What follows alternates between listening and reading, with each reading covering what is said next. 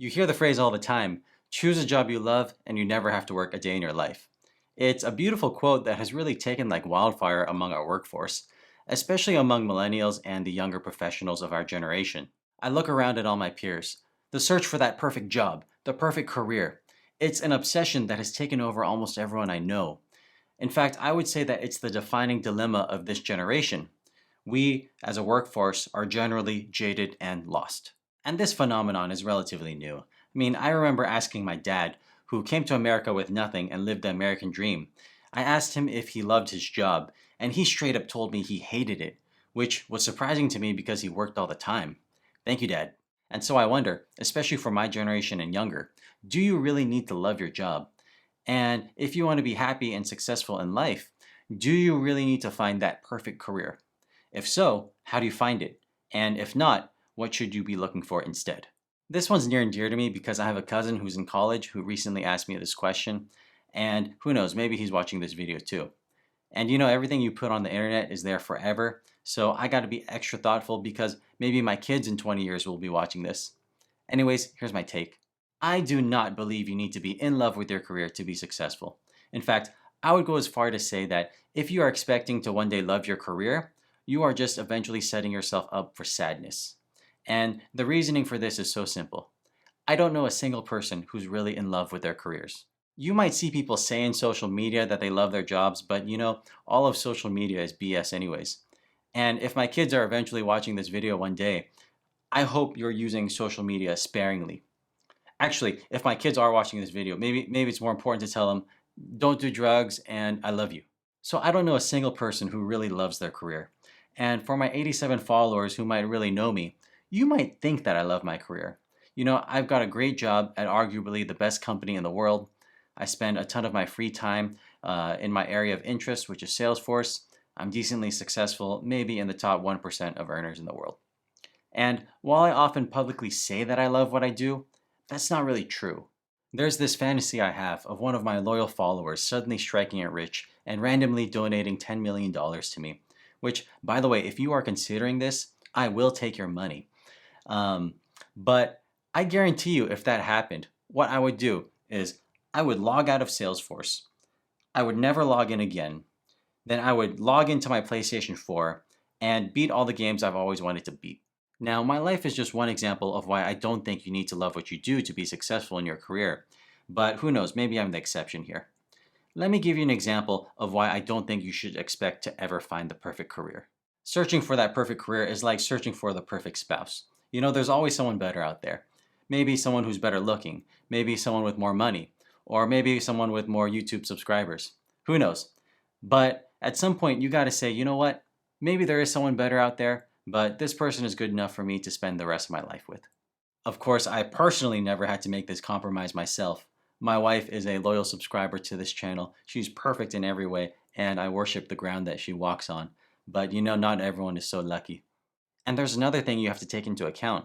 There are so many things outside of your control in your career that might make you unhappy. For example, you may love your spouse because of their beauty, but not everyone is beautiful forever, except my wife.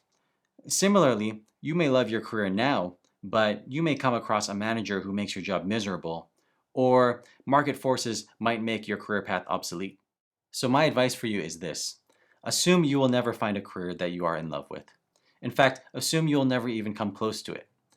What you want to do is find something that is good enough, something that, like a spouse, you can commit to and maybe even love more and more every day. Like me and my wife.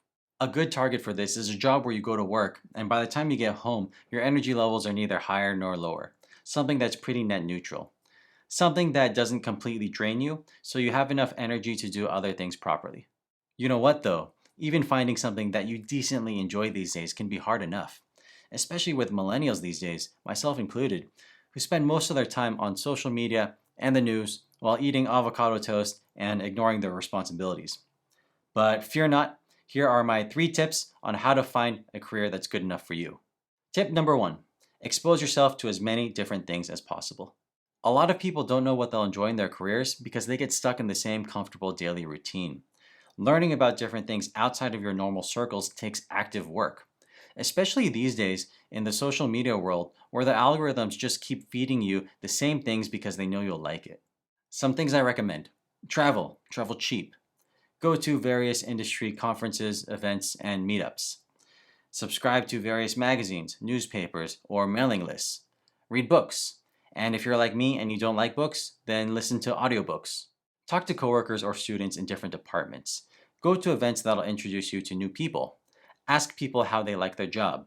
This is something I did a lot earlier in my career before I eventually committed to Salesforce, and it helped me learn about whose job I really envied the most, and then from there I just went for it.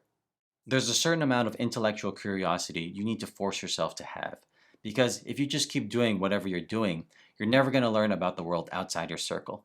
It's like the one song that I'm going to ask my daughter to play on her wedding day during our father daughter dance if I'm lucky enough to be in that position. It's a song called I Hope You Dance by Leanne Womack, and it's a country music song, which is my favorite genre, by the way.